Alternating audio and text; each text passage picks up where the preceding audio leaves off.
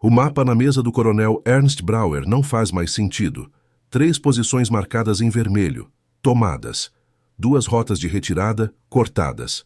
Um regimento inteiro de homens treinados para matar, disperso em menos de 4 horas no mesmo vale que ele considerava intransponível. Brauer pressiona os dedos na mesa. A madeira range. Do lado de fora da tenda, o vento carrega o cheiro de pólvora e terra molhada.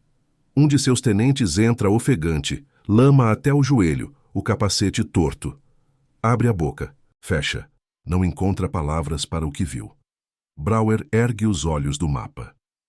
Quem são esses homens? O tenente não responde. Porque não existe resposta que faça sentido para o que acabou de acontecer naquele vale. A 50 quilômetros dali, o sargento Davi Correia limpa o rosto com as costas da mão, olha para o que resta do seu pelotão. 17 homens, botas rasgadas, rações pela metade, e sorri. Não de vitória, de alívio. Porque ele sabe que o pior ainda não chegou, e mesmo assim, nenhum deles pediu para voltar. Se você quer entender o que fez um grupo de homens do outro lado do mundo dobrar em um dos exércitos mais temidos da história, inscreva-se neste canal agora. E conta nos comentários de qual cidade e país você está assistindo isso, porque essa história pertence a todo mundo que acredita que coragem não tem endereço. O Vale de Santa Croce não está no mapa de nenhum general aliado como objetivo prioritário. É uma cicatriz de terra entre 2 colinas cobertas de neve, ladeada por pinheiros tão fechados que a luz do sol chega ao chão apenas por alguns minutos ao dia. Os americanos tentaram avançar por ali 2 semanas antes. Voltaram com baixas e sem terreno ganho. O relatório oficial usou uma palavra só para descrever o lugar: intransponível. Foi exatamente esse relatório que o tenente Ramos dobrou e enfiou no bolso do casaco antes de reunir o pelotão. 17 homens. A maioria vinda do Nordeste, do interior de Minas, do sertão. Homens que nunca tinham visto neve antes de desembarcar na Itália 43 dias atrás.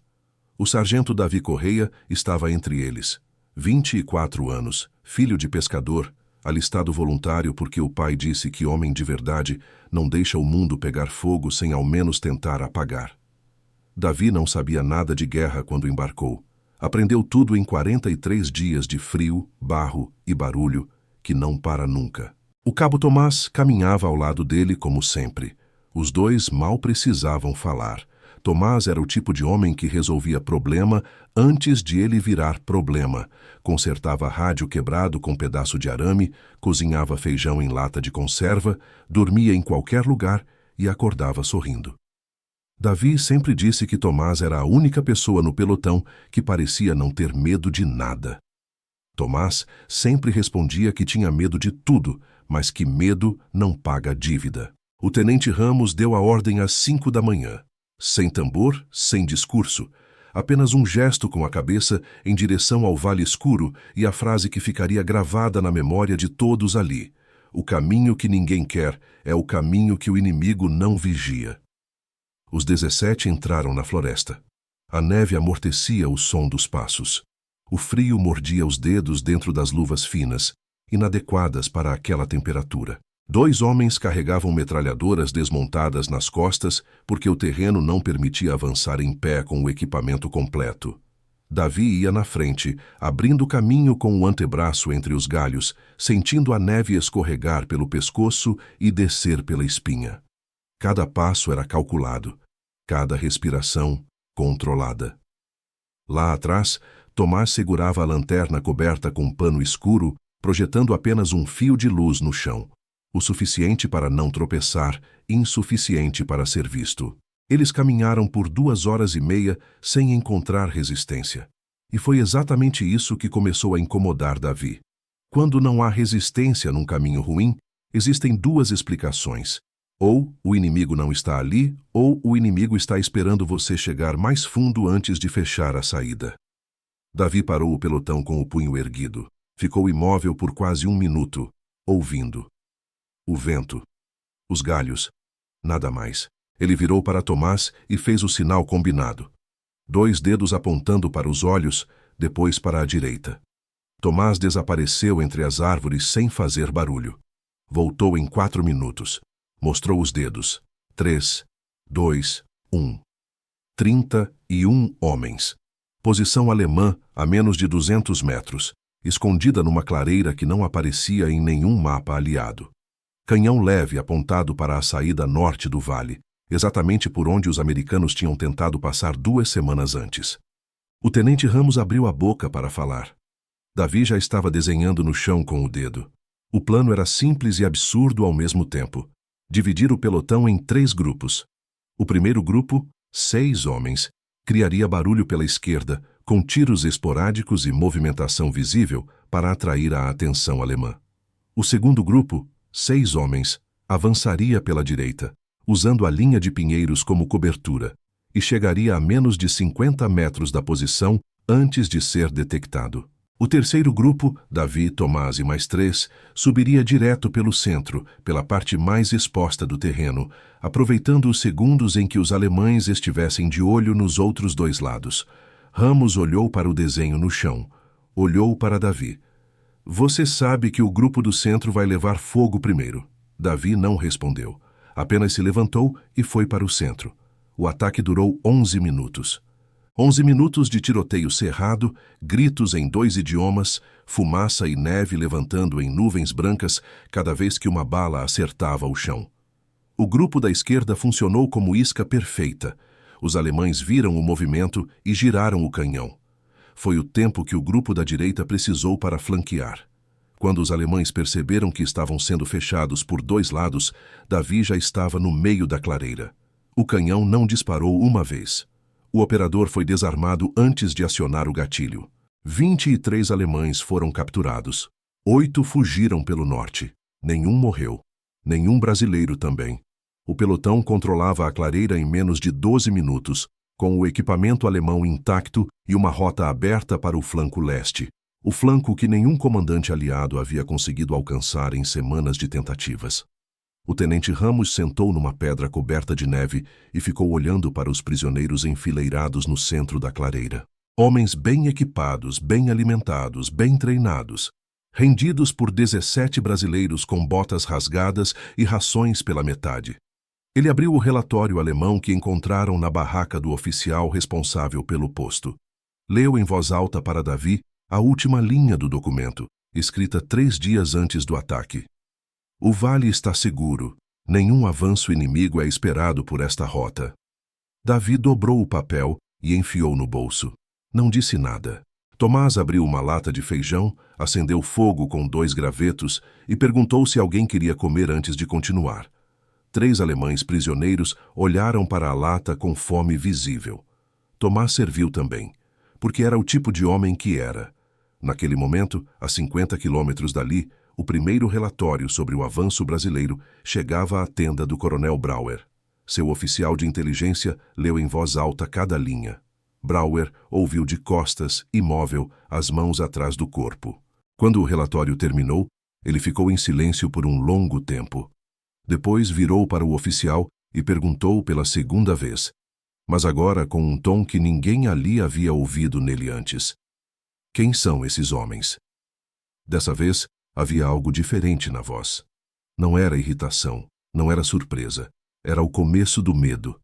E o que Brauer ainda não sabe é que o pelotão de Davi ainda nem chegou onde realmente vai doer. A rota aberta pelo pelotão de Davi durou exatamente 18 horas antes de o comando alemão perceber o que havia acontecido. Nessas 18 horas, 3 outros grupos brasileiros avançaram pelo flanco leste, usando o caminho que os 17 homens tinham aberto com as mãos e as botas na noite anterior. O mapa que o tenente Ramos carregava no bolso já estava coberto de marcações novas, posições tomadas, rotas confirmadas, pontos de apoio estabelecidos. O vale que os americanos chamavam de intransponível havia se tornado corredor. E corredores, na guerra, são faca de 2 gumes, servem para avançar, mas também para ser cercado. Davi sabia disso. Por isso não dormiu.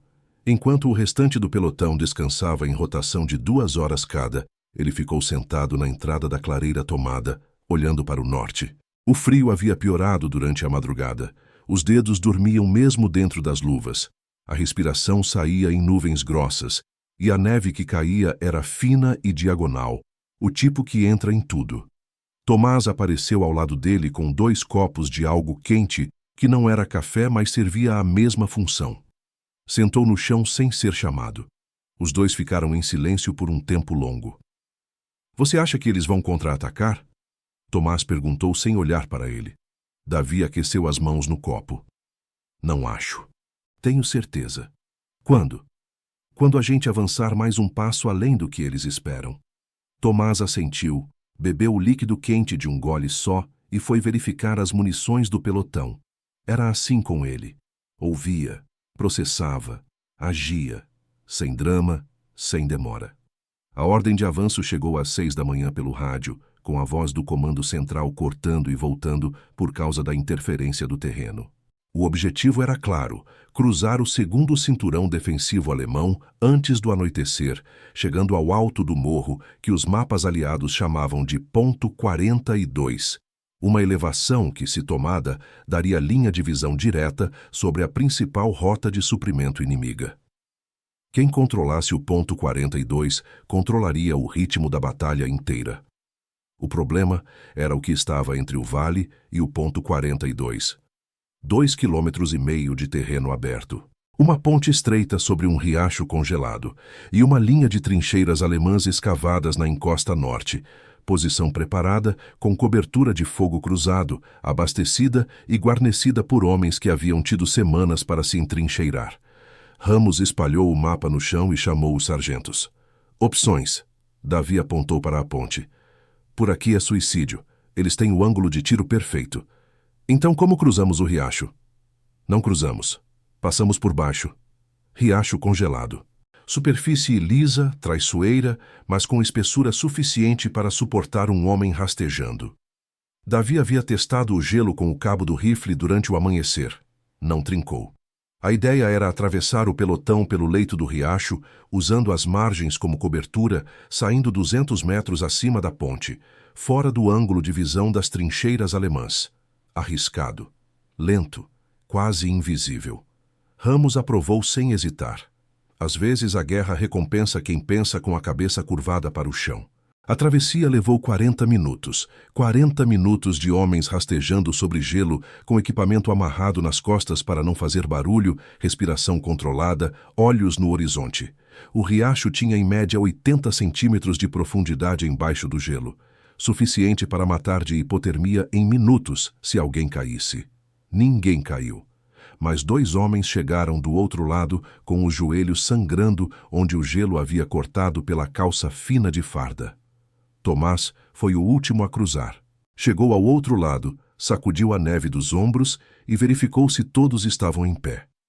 Contou os homens com os olhos, como fazia desde o primeiro dia. 17. Todos presentes. O avanço até a base do ponto 42 levou mais 1 hora. O pelotão se movia em intervalos de 30 segundos entre cada homem, usando cada pedra, cada árvore, cada dobra do terreno como cobertura. À medida que subiam a encosta, o sinal do rádio foi morrendo. A parede de rocha à esquerda bloqueava qualquer transmissão. Ramos tentou 2 vezes contatar o comando central. Silêncio. Estavam sozinhos até chegarem ao alto. Quando chegaram a menos de 300 metros das trincheiras alemãs, Davi se deitou na neve e usou o binóculo capturado na noite anterior para estudar a posição. O que ele viu o fez ficar imóvel por quase 2 minutos. As trincheiras eram maiores do que o mapa indicava. Não havia 40 homens ali. Havia o dobro. 80 soldados alemães, pelo menos, com 2 metralhadoras pesadas posicionadas em ângulo complementar, cobrindo todos os vetores de aproximação possíveis. Alguém havia reforçado aquela posição nas últimas horas. Alguém que sabia que os brasileiros estavam vindo. Brauer. Davi baixou o binóculo. Sentiu o estômago apertar. Não de medo, mas do tipo de clareza fria que aparece quando você percebe que o plano que funcionou ontem não serve para hoje. Rastejou de volta até Ramos e descreveu o que havia visto. O tenente ouviu sem interromper, o rosto imóvel como pedra. Pedimos reforço? Um dos sargentos sugeriu. O rádio não alcança aqui. Já tentamos. Ramos olhou para Davi. Quanto tempo temos antes de anoitecer? 3 horas. E se esperarmos até amanhã? Eles vão descobrir onde estamos, e aí não somos nós cercando eles. O silêncio durou 10 segundos. Depois Davi disse o que todos estavam pensando, mas ninguém queria ser o primeiro a falar. A gente ataca agora, com o que tem. O ataque ao ponto 42 começou às 14 horas e 20 minutos. O pelotão dividiu em 3 grupos. Ramos comandava à esquerda com 7 homens. Davi avançava pela direita com outros 7. Tomás ficou no centro com o rádio, os 2 homens de joelho ferido e mais um atirador de cobertura. Missão: manter contato visual com os 2 grupos e sinalizar caso algum dos flancos fosse descoberto antes da hora. Era posição de apoio, protegida por uma linha de pedras que cortava a encosta no meio. Tomás havia escolhido ela pessoalmente antes de Ramos terminar de falar. Os primeiros 200 metros foram em silêncio absoluto. Foi no 108º metro da esquerda que tudo mudou. Um soldado alemão em patrulha, fora da trincheira, caminhando pela encosta com o rifle no ombro, provavelmente por tédio, virou na direção errada e viu o grupo de Ramos agachado atrás de um grupo de pedras. Por uma fração de segundo, os 2 lados se olharam. Depois o alemão gritou. O tiroteio que se seguiu foi o mais violento que o pelotão havia enfrentado até então. As metralhadoras alemãs abriram fogo em varredura. O grupo de Ramos se jogou no chão e começou a rastejar para trás, buscando cobertura. O grupo de Davi acelerou o avanço pela direita, aproveitando que a atenção inimiga estava do outro lado, mas a distância ainda era grande demais. Um dos homens levou uma bala no ombro e caiu gritando. Davi arrastou ele para trás de uma pedra sem parar de se mover. No centro, Tomás tomou uma decisão que ninguém havia pedido. Saiu da cobertura das pedras. Ficou de pé num terreno exposto, com balas passando em ambos os lados, e começou a sinalizar com os braços para coordenar os 2 grupos, indicando onde estava o fogo, qual flanco tinha abertura, quanto tempo cada grupo tinha para se mover. Era exatamente o que a situação precisava. Era exatamente o que só um homem sem medo de si mesmo faria. O atirador de cobertura tentou puxá-lo de volta. Tomás se soltou sem olhar para trás. A bala chegou de cima, de um atirador posicionado numa pedra alta à esquerda da trincheira. Tomás caiu de costas na neve. Davi viu pela visão periférica. Não parou, não podia parar. Havia 6 homens dependendo do avanço dele naquele segundo exato. Continuou correndo. Tomou a trincheira pela direita com 4 homens, desarmou 3 alemães, fez 2 recuarem.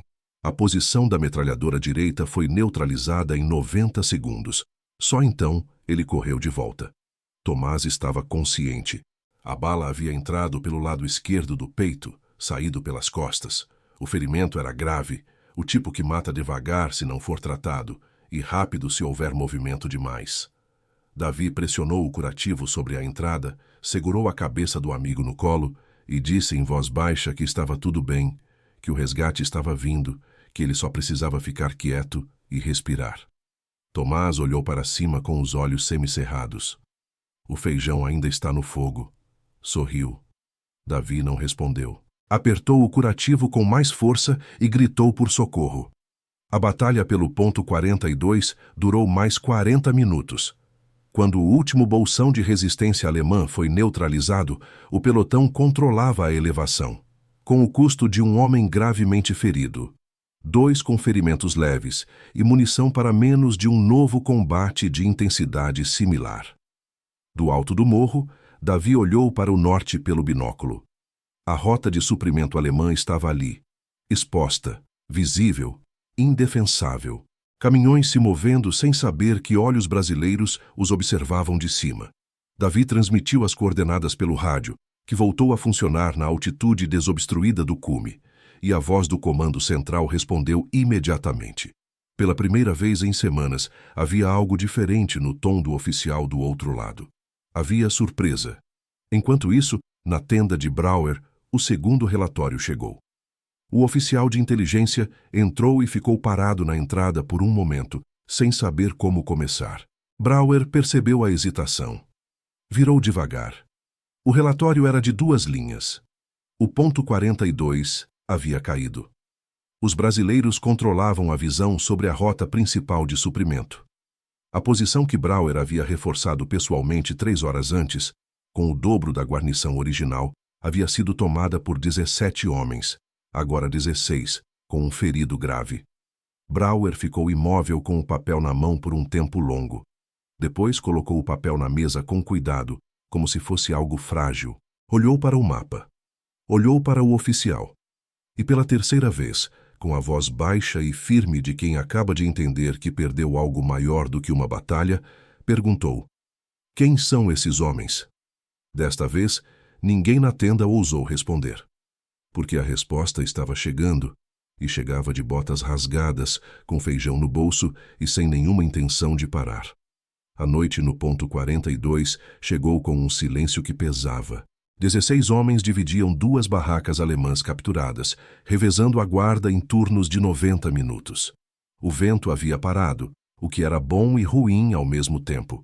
Bom, porque o frio ficava mais suportável. Ruim, porque qualquer barulho viajava longe demais. Davi havia posicionado 3 homens nas bordas da elevação com instrução clara: nada de tiro antes de confirmação visual.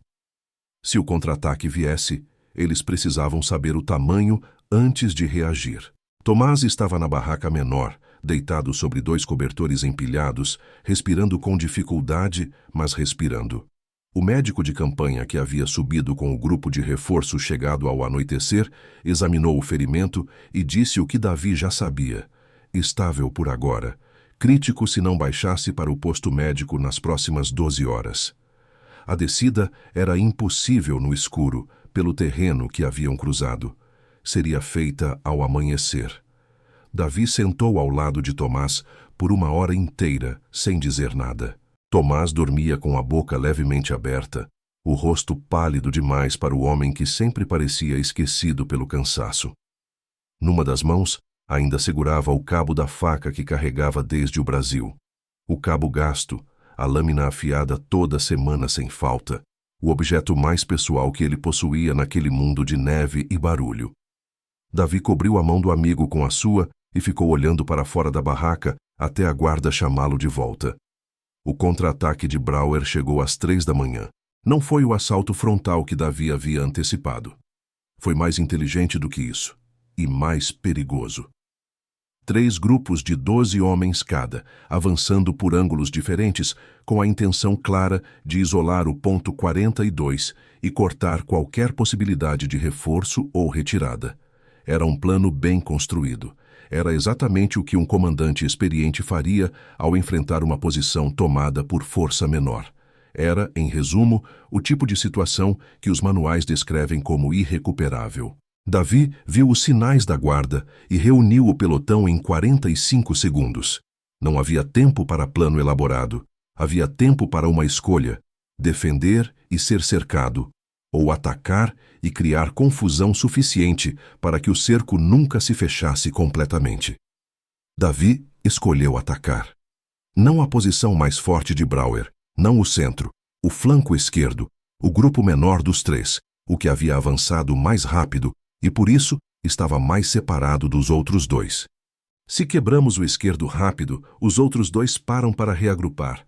São 5 minutos, é o que precisamos. Ramos assentiu. Não perguntou como Davi sabia disso. Já havia aprendido a confiar no instinto do sargento da mesma forma que se confia num instrumento calibrado. O ataque ao flanco esquerdo alemão durou 7 minutos. 2 a mais do que Davi havia calculado, mas suficiente. Os 12 homens daquele grupo recuaram em desordem para o centro, criando exatamente a confusão que o plano precisava. Os outros 2 grupos de Brauer hesitaram. Nessa hesitação, o rádio de Davi finalmente alcançou o comando central e transmitiu a posição completa dos atacantes. O reforço aliado chegou 40 minutos depois. Não eram brasileiros, eram americanos, um grupo de reconhecimento que havia ouvido o tiroteio e seguido o som morro acima. Chegaram ofegantes, rifles levantados, esperando encontrar o caos. Encontraram 16 brasileiros controlando 3 vetores de acesso com organização que parecia ensaiada. Um dos americanos olhou ao redor, olhou para Davi e disse em inglês com sotaque do sul dos Estados Unidos: "What happened here?" Davi não falava inglês, mas entendeu a pergunta pelo tom. Apontou para o norte, para a rota de suprimentos ainda visível lá embaixo, para os prisioneiros alemães enfileirados no canto da clareira, para o ponto 42 intacto sob controle brasileiro. O americano tirou o capacete e passou a mão no cabelo. Com a chegada do reforço e o contra-ataque desfeito, a situação mudou de forma decisiva nas horas seguintes. O Comando Central Aliado, agora com linha de visão direta sobre a rota de suprimentos alemã, começou a coordenar o avanço geral que havia sido impossível por semanas. 3 posições que estavam travadas há dias se abriram em cascata, porque o ponto 42 havia quebrado o equilíbrio que mantinha tudo parado. Em guerra, existem posições que mudam batalhas. O ponto 42 foi uma delas, e havia sido tomado por 16 homens com botas rasgadas. Brauer recebeu a notícia do contra-ataque fracassado às 5 da manhã. Ficou em silêncio na sua cadeira por um tempo que ninguém soube medir ao certo. Depois pediu ao seu oficial que convocasse os comandantes de setor para uma reunião. Quando todos estavam reunidos, ele ficou de pé diante do mapa e disse 3 coisas. Primeiro, a rota de suprimentos estava comprometida e não havia como recuperá-la sem expor o flanco norte, que também estava sob pressão. Segundo, o avanço aliado que se seguiria nas próximas horas tornaria a posição atual insustentável. Terceiro, a rendição era a única decisão militar racional disponível. Nenhum comandante discutiu. O mapa não deixava espaço para argumento. Às 8 da manhã, uma bandeira branca foi hasteada na posição principal alemã. Davi estava descendo o morro com Tomás na maca quando viu a bandeira. Parou por um segundo, olhou para cima, depois voltou a caminhar. Havia coisas mais urgentes do que observar vitórias, como garantir que seu amigo chegasse ao posto médico com vida.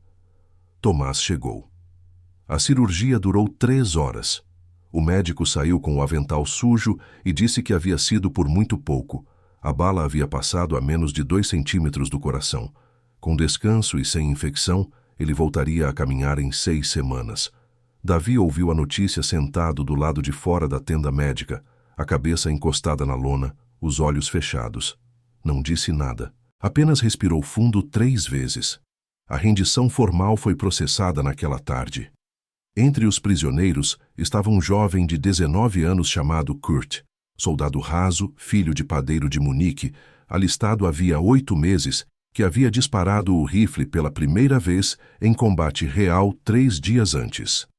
Ele foi trazido junto com o grupo maior e, por algum acidente de organização, acabou sentado próximo ao sargento Davi, enquanto os dois esperavam o processamento burocrático da rendição ser concluído. Os dois ficaram lado a lado por quase 1 hora sem falar. Kurt olhava para as mãos. Davi olhava para o norte. Em algum ponto dessa hora, o jovem alemão tirou do bolso um pedaço de pão duro que havia guardado e estendeu para Davi sem olhar para ele. O gesto universal de alguém que não sabe mais o que fazer com a própria existência num dia como aquele. Davi olhou para o pão. Olhou para Kurt. Pegou metade e devolveu a outra metade. Os dois comeram em silêncio. Era um gesto pequeno demais para constar em qualquer relatório de guerra. Mas era exatamente o tipo de gesto que fica gravado nas memórias das pessoas que sobrevivem. Porque lembra que do outro lado de qualquer conflito existe sempre alguém com fome, com medo e com a mesma vontade de que tudo aquilo termine logo. Naquela noite, o coronel Brauer foi levado para processamento como prisioneiro de guerra. Antes de entrar na viatura, parou por um momento e pediu ao oficial brasileiro responsável que lhe mostrasse o comandante da unidade que havia tomado o ponto 42. O oficial apontou para um grupo de homens sentados ao redor de uma fogueira pequena, comendo feijão de lata. Brauer olhou por um longo tempo. Homens simples, fardas surradas, botas que pediam aposentadoria. Rostos jovens, alguns ainda com expressão de quem não havia processado completamente o que havia acontecido nos últimos 2 dias. Não havia nada de extraordinário na aparência daqueles homens. Nada que explicasse o que haviam feito. E foi exatamente isso que Brauer levou consigo, a impossibilidade de explicar. Ele entrou na viatura sem fazer a pergunta pela quarta vez, porque já sabia que não havia resposta que coubesse em palavras. Havia apenas o fato. Aqueles homens haviam chegado do outro lado do mundo, sem equipamento adequado, sem tradição de guerra na neve, sem nada além de uma teimosia específica que não constava em nenhum manual militar, e haviam mudado o resultado de uma batalha que parecia decidida. Décadas mais tarde, num arquivo militar em Roma, um pesquisador encontrou entre os documentos de Brauer uma anotação de próprio punho, sem data, sem destinatário. 3 linhas apenas. Não foi a força que nos derrotou. Foi a recusa em aceitar os limites que estabelecemos para eles. Nunca cometa o erro de dizer a um homem o que ele não consegue fazer. O sargento Davi Correia voltou ao Brasil 6 meses depois. Desembarcou no Rio de Janeiro numa manhã de outubro, com uma mochila surrada e uma lata amassada que havia guardado como lembrança. Seu pai estava no cais. Os dois se abraçaram sem dizer nada por um tempo longo. Na mochila, dobrado com cuidado, estava o relatório alemão capturado na primeira noite. Aquele com a última linha que dizia que nenhum avanço inimigo era esperado pela rota do vale. Davi guardou aquele papel até o fim da vida. 16 homens. 3 noites. Uma pergunta que um general experiente não conseguiu responder. O sargento Davi Correia não aparece em nenhum livro de história. Kurt voltou para Munique e abriu uma padaria. Tomás aprendeu a andar de novo em 5 semanas, uma a menos do que o médico havia prometido. O tenente Ramos se tornou professor. E o ponto 42 continua sendo apenas uma coordenada num mapa que quase ninguém mais consulta. Mas o que aconteceu naquele vale nevado da Itália não foi sobre mapas, coordenadas ou vitórias táticas. Foi sobre homens que chegaram sem nada além de vontade e descobriram que vontade, quando é real, atravessa gelo, corta arame, sobe morro e dobra exércitos. Os pracinhas brasileiros fizeram isso de verdade, em condições que nenhum manual previa, contra um inimigo que os subestimou até não poder mais. E a história deles merece ser lembrada com a mesma intensidade com que foi vivida. Se esse vídeo chegou até você, não foi por acaso. Conta aqui nos comentários de qual cidade e país você está assistindo. Queremos saber até onde a história dos pracinhas está chegando. Se ainda não está inscrito, inscreva-se agora e ative o sininho, porque tem muito mais história assim vindo por aí. E se alguém na sua vida precisa ouvir isso, compartilha, porque memória que não circula, desaparece. E antes de sair, vai lá no comentário fixado.